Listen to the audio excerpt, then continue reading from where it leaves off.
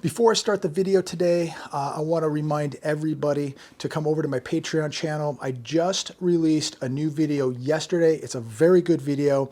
I have more freedom on that platform to talk about subjects and topics that I don't quite have the freedom to do so here. So please come over, join my Patreon channel. It's $3, and I can really talk a lot more openly and freely with what is happening right now in the United States of America. So if you've already joined, thank you so much. If you haven't, please come over. It helps this channel immensely, and it allows me to really tell you what is going on. But right now, let's get into this video today on this hot, humid, fiery Saturday afternoon in California. Over 1 million acres up north have burnt. Scorched, people losing homes, people losing lives.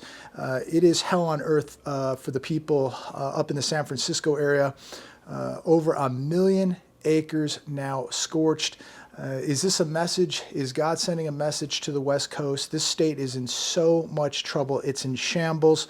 My heart goes out to all those people up there. Make sure we're praying for them, and make sure that you thank God for everything you have, because people are losing everything. People are losing everything in this economy. People are losing everything in these fires.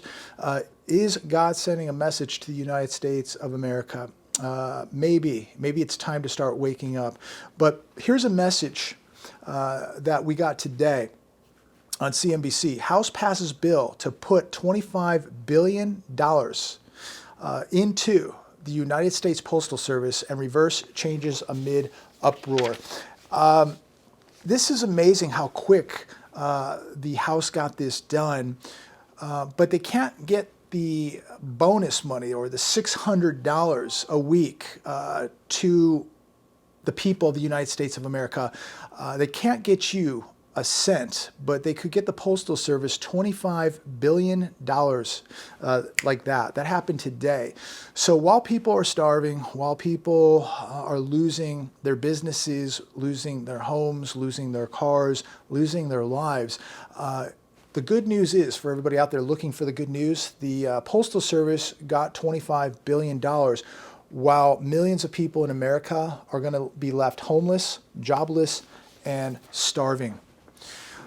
This was interesting. Many of you might have seen this on the internet. Ice-T. I'm not a big fan of Ice-T, but I'm going to give people credit where credit is due. He says here, "Where's our effing bailout?" Ice Cube slams Dems for abandoning blacks. That's on the Hedge today. You can check that out. Nice picture of Nancy, and there's Ice-T. Ice-T talks about the Democratic convention. He says everybody's throwing their hands up in the air, but he says, what is in it for us? He says that the Dems don't have a plan. $3 trillion went to all these corporations, big business, $3 trillion in bailouts, right? While 42% of black businesses are closing.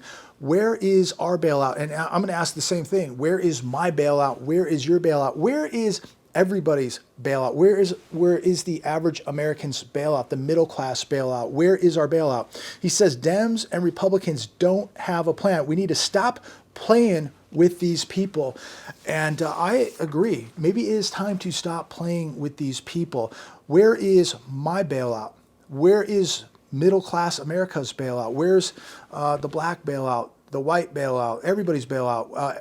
The only bailouts I see are these massive corporate bailouts. I love how the airlines get $25 billion. Now they need another $25 billion. Absolutely absurd. Why don't these corporations have any cash? Nobody talks about the billions in corporate buybacks that they did, but now that they don't have any cash reserves, they expect America to bail them out. De Blasio's Utopia, quarter-mile food bank line spotted in Queens. This was today, August 23rd in Queens, New York. You can Google this. This is on the Hedge also. The La Jornada Food Pantry, located in Queens, usually hands out food packages to 1,000 families per week. Now get this. Now, according to the New York Post, The number in recent weeks has skyrocketed to 10,000. So we're going from 1,000 families a week to 10,000 families a week in food packages, and this is in Queens. Number in recent weeks has absolutely been skyrocketing. A volunteer at the pantry said, "We feel like we are underwater, drowning in a tsunami of people. The amount of hungry families is unbelievable." This isn't a third world country. This isn't Venezuela or Zimbabwe. This is the United States of America. This is in Queens, New York. This is what is happening in our major cities here in America, not a third world country. It's happening right here in America, the so-called richest nation in the world, the largest debtor nation in the world. So while the 1% are getting all that money at the very top, while they're building, 50 and $100 million mansions, cruising around in $300 million yachts and $100 million jets, showing us their hypercars on social media. Tens of thousands of people now waiting for food. And this isn't just New York, it's happening everywhere across America. And this is just the beginning. This is the beginning, ladies and gentlemen. Things are going to get so much worse. Slammed New York City movers turning away business as residents flee the city. Between March 15th and August 15th, the number of movers, or the number of moves it has done has increased more than 46%, says one local moving company. Moving trucks are everywhere in Manhattan. Some people interviewed said that the first day that they could move, they got out.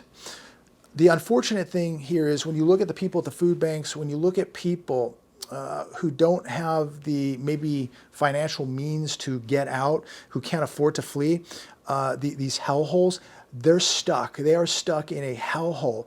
And so we're going to see more people jobless in cities, more people homeless in these cities, more people going hungry in these cities. There may be a lot of people fleeing, but there's a lot of people who cannot flee, who are stuck, don't have the financial means to get out. And these people's lives are going to be a living hell. And there are people who must sell their property in order to get out. And who are going to be the buyers moving into these cities?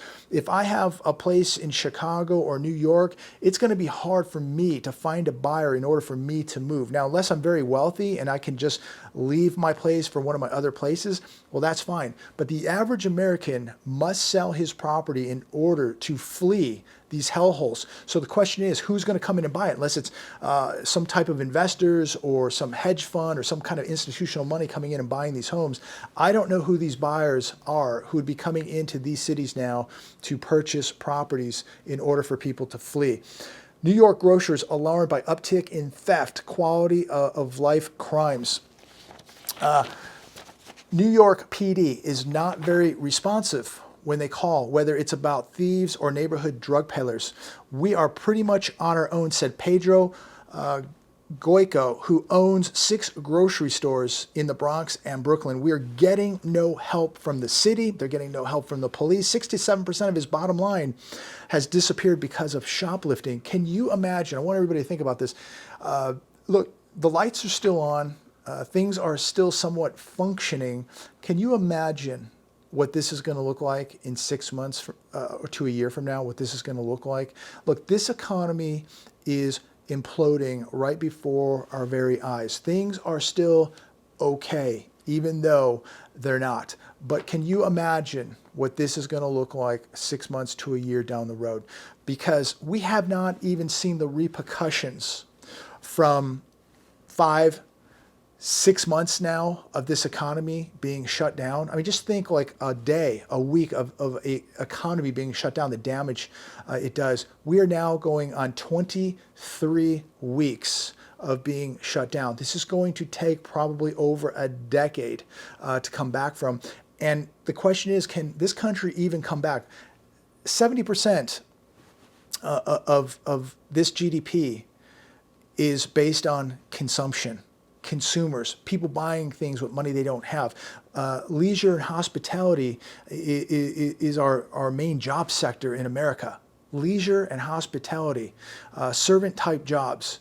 So I don't know how America is going to get out of this depression, but America hasn't even seen the depression yet. This is just the beginning, and it's a reminder to every one of you and reinforcement to why you must continue preparing, because I don't even think any one of us out there can even interpret how bad this is going to look by next year.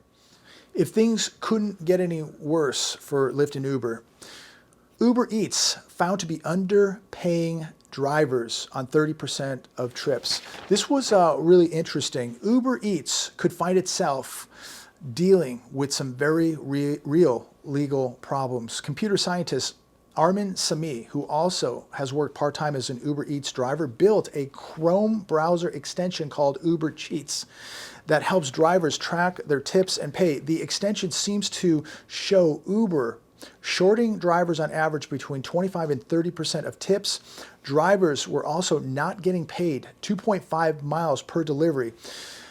And so, it just makes me sick that these huge companies just taking advantage of people in such a desperate time.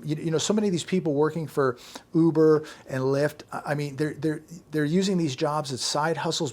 Many of these people, this is a full-time job, but people just trying to get by to make ends meet.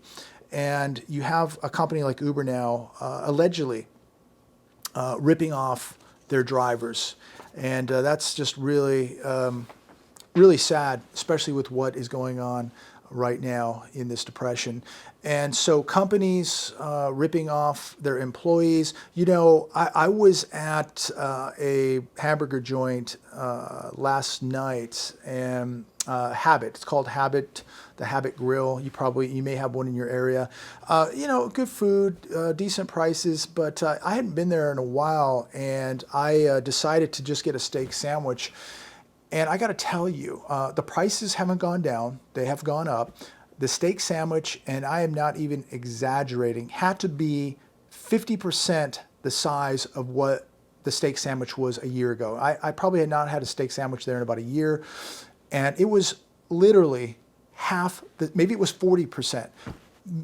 It looked like it was 50% the size. So here I am paying more money and getting less. And you know what? The quality of the sandwich, I hate to say it, and I'm not picking on the Habit, but the quality, it was okay. It was okay. It was good. But it was not what it was a year ago. The quality was not as good.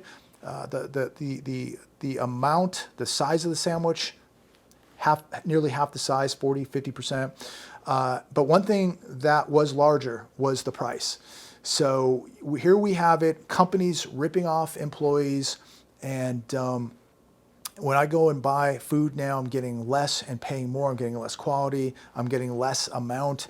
And so I just feel like I'm just being taken advantage of almost on a daily basis. I go to another place, I go to a deli, you pay for something, it's half the size. I'm like, hey, put some meat on that sandwich,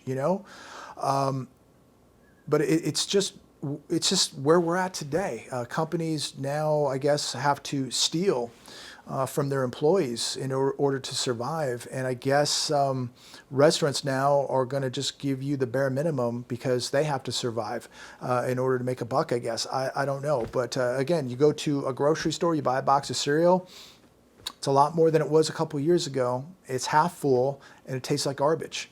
So we're getting less for our money.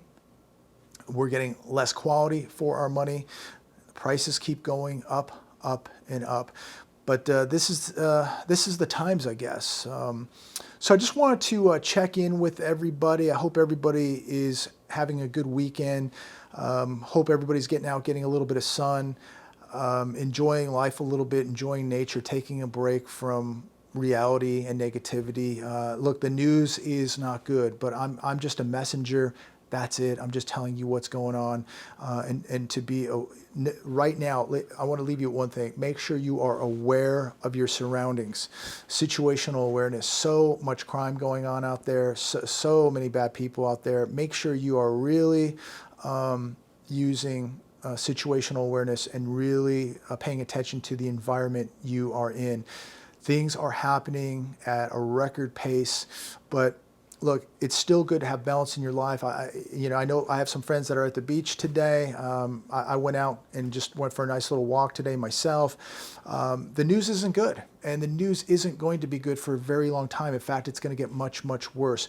But make sure you add some balance in your life. Make sure you take some time this weekend to add to your preparations, fine-tune to your preparations. I'm hoping as my eye heals up, it's doing very well. I want to thank everybody for their prayers and their positive wishes. The eye's doing well, and it looks like I'll probably be back out at the range training in about 2 to 3 weeks. So I'll be putting those videos up over on Patreon, so you can check that out. Training is so important, and I cannot wait to just get back out and start training again. But I'm going to leave it there today. I just wanted to check in, say hi with everybody. Praying for all of you, and I want to thank all of you for praying for me. Continue to get the word out. Continue to be praying for this country. Continue your preparations. And I will be checking in with you very, very soon. God bless every one of you.